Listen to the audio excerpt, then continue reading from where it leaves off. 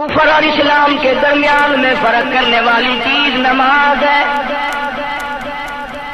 ارشاد فرمایا مدنی کریم صلی اللہ تعالی علیہ وسلم نے، جو آدمی نماز نہیں پڑھتا قیامت کے دن حامان، قارون، فرعون، شداد جیسے کافروں کے ساتھ ان کی صف میں کھڑا ہوگا۔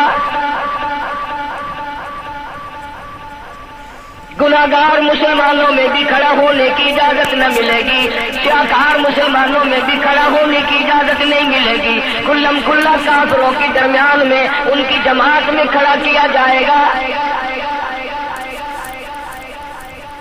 ارشاد فرمایا مدنی کریم صلی اللہ تعالی علیہ وسلم نے، جو 5 وقت کی نماز ادا نہیں کرتا اللہ تعالیٰ بھی بری ہے، میں کالی کملی والا صلی اللہ علیہ وسلم بھی بری ہوں، اس کا جو حال بنے مجھ سے کوئی تعلق نہیں۔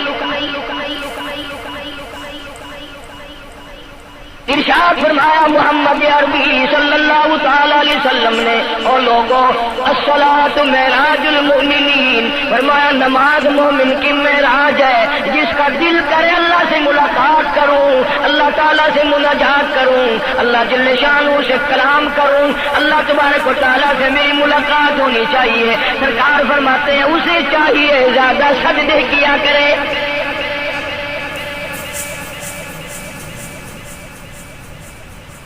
ارشاد فرمایا محمد کریم صلی اللہ تعالی علیہ وسلم نے، او لوگوں میں اپنی امت کے لیے، صحابہ کرام نے عرض کیا یا رسول اللہ صلی اللہ علیہ وسلم اتنی قیامت تک کی ساری دنیا موجود ہوگی، آدم علیہ السلام کی امت موجود ہے، نوح علیہ السلام کی امت موجود ہے، ابراہیم علیہ السلام کی امت موجود ہے، موسیٰ علیہ السلام کی امت موجود ہے، 1,24,000 انبیاء کرام کی امت موجود ہے، آپ اپنی امت کے لوگوں کو اتنی بڑے مجمع میں کیسے پہچانیں گے؟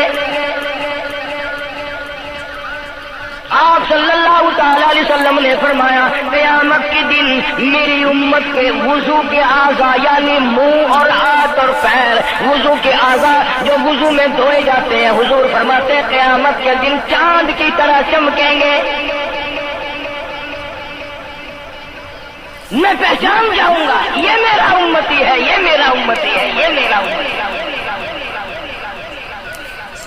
ارشاد فرمایا مدنی کریم صلی اللہ تعالی علیہ وسلم نے، جو لوگ نماز نہیں پڑھتے قیامت کے دن ان کے چہرے پہ 3 سطریں لکھی ہوں گی، ماتھے پہ 3 لفظ لکھے ہوں گے۔ پہلا لفظ فرمایا آواز لفظ لکھے ہوں گے ھذا کافر،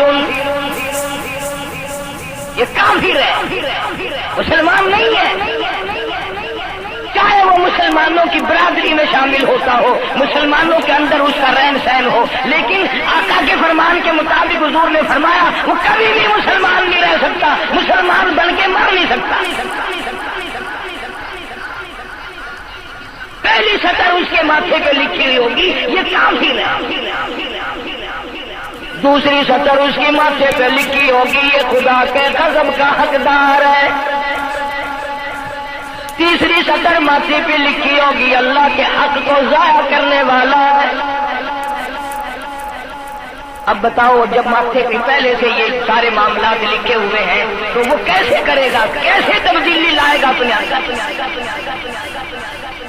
ارشاد فرمایا محمد عربی صلی اللہ تعالی علیہ وسلم نے، مردوں عورتوں بادشاہوں فقیروں امیروں غریبوں مزدوروں کوئی بھی ہو، قیامت کے دن اللہ پاک جل شانہ کی طرف سے اعلان ہوگا ساری مخلوق سجدہ کرے، ساری مخلوق سجدے میں گر جائے، تو ساری کی ساری مخلوق سجدے میں گر پڑے گی۔ قرآن کریم کے 29ویں پارے میں موجود ہے یوم یکشف عن ساق ویدعون الی السجود،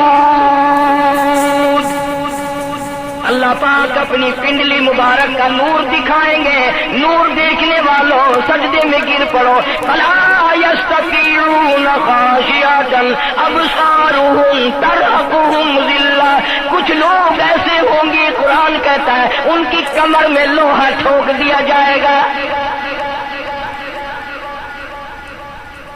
جھکنے نہیں پائیں گے، پتہ چل جائے گا یہ ہے وہ اللہ جل شانہ کے 5 وقت کے باغی۔ تھانے دار اگر تھانے میں بلائے اور سپاہی جا کر کے یہ کہہ دے کہ جی جس کو پکڑنے کے لیے بلانے کے لیے آپ نے بھیجا ہے وہ تو یہ کہہ رہا جاؤ میں نہیں آتا ہوں. سول جج کی عدالت سے نوٹس آئے اور وہ کہہ دے کہ میں نہیں آتا ہوں. سیشن جج کی عدالت سے اطلاع ہے کہ پیش ہو جاؤ اور وہ کہے میں پیش نہیں ہوتا. اگر دنیا کی حکومتیں اشتہاری مجرم قرار دے کر گولی مار دیتی ہے، ارے جو 5 وقت اللہ بلائے اور نہ آئے وہ اپنی اشتہاری مجرم نہیں بنے. 5 وقت ایک وقت میں کئی جگہ سے آواز آتی ہے. اور یاد رکھو یہ جو لاؤڈ اسپیکر لگا ہے یہ فیض میں نہیں، قیامت کے دن اس کا بڑا نقصان ہوگا. جتنی زیادہ اذان سنتے ہو اور مسجد میں نہیں جاتے اتنا ہی ڈبل گناہ ہو رہا ہے. صبح کے وقت میں ہر چیز اٹھتی ہے، چرندے پرندے چھوٹی موٹی تمام مخلوق اللہ کا نام لیتی ہے اور یہ مسلمان سوئے پڑے آدھی رات تک گانے بجانے میں مشغول رہتے ہیں. صبح کو حدیث پاک میں آتا ہے، قرآن کریم میں بھی ہے کہ درختوں کے پتے بھی اللہ کا نام لیتے ہیں، پتھروں کے کنکر بھی اللہ کا نام لیتے ہیں، زمین آسمان کے درمیان میں سمندر کا قطرہ قطرہ اللہ کا نام لیتا ہے، دریا کا قطرہ قطرہ اپنے اللہ کو یاد کرتا ہے. اور یہ بدبخت نوجوان صبح کے وقت سویا ہوا ہے. اس لیے فرمایا وَقَدْ كَانُوا يُدْعَوْنَ إِلَى السُّجُودِ وَهُمْ سَالِمُونَ. ذلیل ہو جائے گا قیامت کے دن، ساری دنیا کے سامنے جھکنا چاہتا ہے میں بھی ان میں مل جاؤں لیکن مل نہیں سکے گا. ارشاد فرمایا مدنی کریم صلی اللہ تعالی علیہ وسلم نے بے نماز کو قبر میں رکھو. قبر کے اندر جب وہ جاتا ہے دائیں پسلی قبر اتنی زمین قبر کی اس کو دباتی ہے اور آواز لگاتی ہے او اللہ کے 5 وقت کے باغی اللہ اکبر اللہ اکبر. یہ سارے نام سن کر سونے والے، ٹیپ ریکارڈ چلانے والے، وی سی آر پہ بیٹھنے والوں، ٹیلی ویژن پہ رہنے والوں اللہ اکبر. اور بڑی ذات اس مولا کی ہے آ جا. کام دام میں لگنے والوں، مختلف قسم کی مصروفیات میں رہنے والوں اللہ اکبر. آ جا اس بڑے نے تجھے بلایا ہے. نہیں آتا. ارشاد گرامی ہے کہ قبر کی زمین اتنا دبائے گی اتنا بھینچے گی کہ سجی پسلی بائیں میں اور بائیں پسلی سجی میں دونوں پسلیاں محمد عربی صلی اللہ علیہ وسلم نے انگلیوں میں یوں انگلیاں ڈال کر دکھائی کس طرح ادھر ادھر پسلیاں نکل جائیں. ارشاد فرمایا مدنی کریم صلی اللہ تعالی علیہ وسلم نے اب قبر میں ایسا سانپ مقرر کر دیا جاتا ہے جو پیروں کے ناخنوں سے لے کر سر کے بالوں تک دستا چلا جاتا ہے. اتنا زہریلا سانپ، اتنا زہریلا ناگ. میری تیری بات نہیں، کسی ڈاکٹر حکیم کی بات نہیں، کسی وزیر سفیر کا بیان نہیں، امام الانبیاء صلی اللہ علیہ وسلم کا بیان ہے. آپ نے یوں فرمایا اتنا زہریلا سانپ مقرر ہوگا اگر پوری دنیا میں وہ سانپ ایک پھنکار مار دے قیامت تک سبز گھاس پیدا نہ ہو. زمین پہ کوئی سبزہ پیدا نہ ہو، اتنا زہریلا سانپ اسے ڈسے گا. یوں ارشاد فرمایا حضور اکرم صلی اللہ علیہ وسلم نے وہ بولے گا بھی، وہ کہے گا کہ میں فجر کی نماز ضائع کرنے کی وجہ سے تجھے ظہر کے وقت تک ماروں گا، ظہر کی نماز تباہ کرنے کی وجہ سے عصر تک ماروں گا، عصر کی نماز قضا کرنے کی وجہ سے مغرب تک ماروں گا، مغرب کی نماز قضا کرنے سے عشاء تک ماروں گا، عشاء کی نماز ختم کرنے کی وجہ سے تجھے فجر تک ماروں گا. نمازیں تو نہ پڑھی قیامت تک میں تجھے چھوڑنے والا نہیں.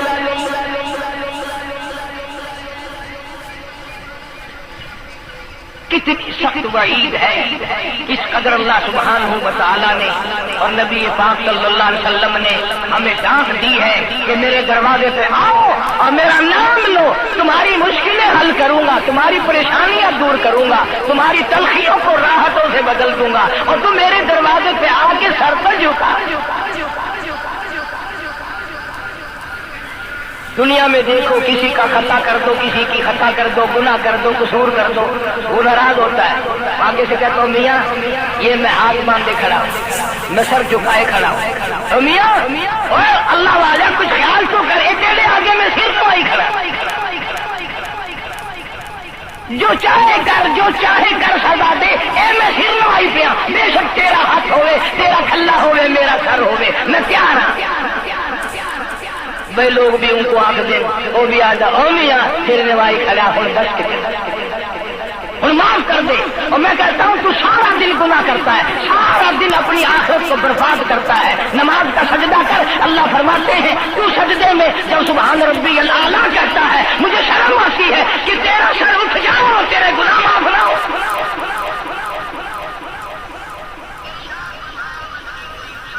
بڑی کریم ذات ہے، بڑی عجیب ذات ہے سبحانہ و تعالی و تعالی.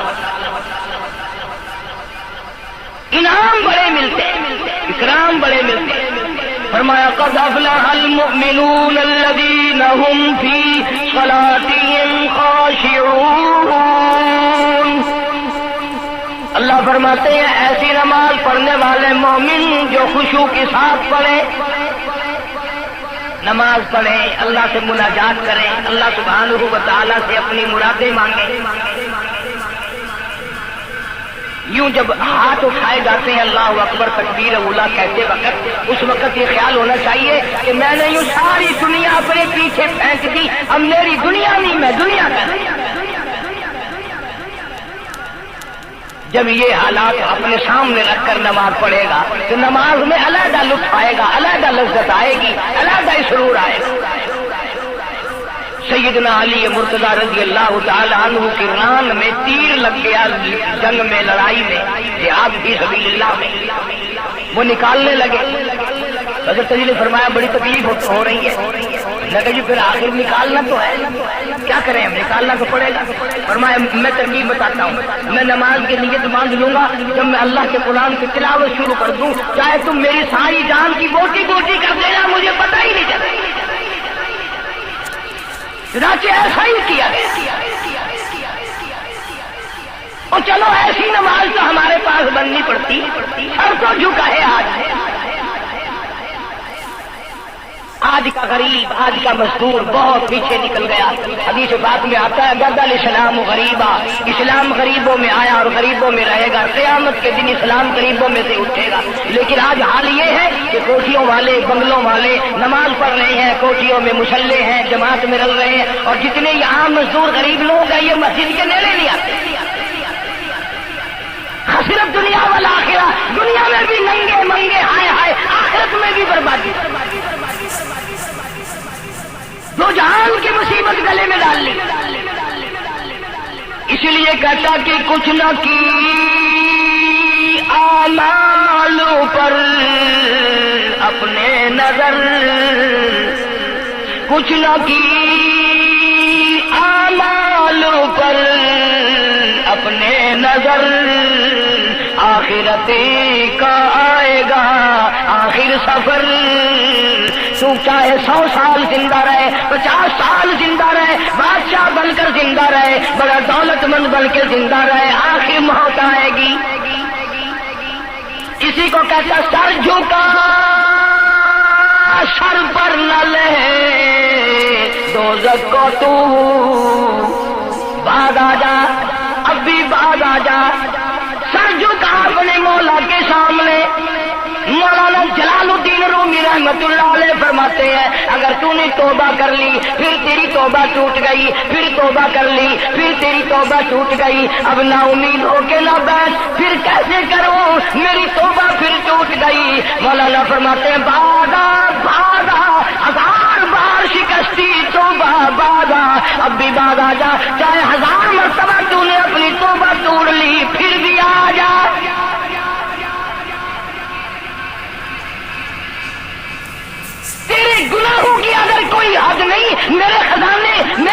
رحمتوں کے خزانے کی بھی کوئی انتہا نہیں۔ تو یوں کہنے والا تو بل مولا تیرے سوا میرا کون ہے، میں کہاں جاؤں؟ اسی کو کہتا کہ تیرے کرم سے بے نیاز، تیرے کرم سے بے نیاز، کون سی شے ملی نہیں، جوانی دی تندرستی دی، صحت عطا فرمائی، خوبصورت بیوی دی، سونے سونے بچے دیے، آل اولاد دی، 2 ٹائم کھانے کو دیتا ہے، پینے کو دیا، فرمایا ساری چیزیں عطا کی، تیری کرم سے بے نیاز، اور کون سی شے ملی نہیں، اور جھولی میری تنگ ہے پر تیرے یہاں کمی نہیں، جھولی میری تنگ ہے پر تیرے یہاں کمی نہیں، اور میرے مولا سیاکار ہوں، گناہگار ہوں، خطاوار ہوں، ذلیل و خوار ہوں، اور حالت یہ ہے سربت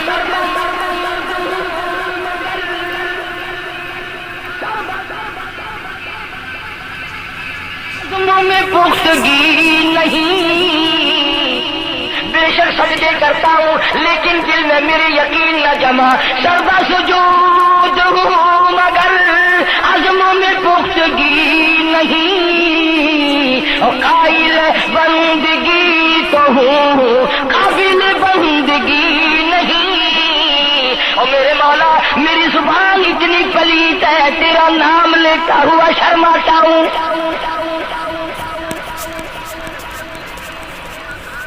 حدیث پاک میں حضور اکرم صلی اللہ علیہ وسلم نے فرمایا